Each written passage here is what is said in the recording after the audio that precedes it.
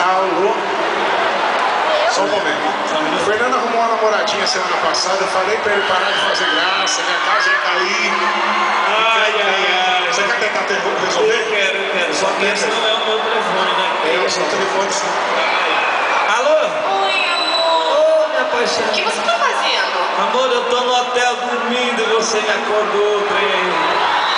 Ô, canseiro. Peraí, que barulho é esse?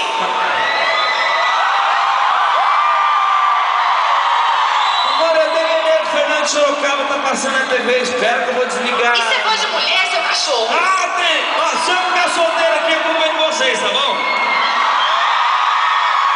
Ainda bem que aqui em Toledo tem no mínimo 30 mulheres pra cada homem, né? No mínimo. Por isso que eu vou largar dela. Posso largar dela?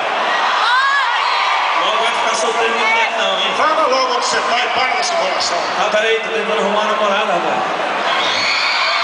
Quer saber?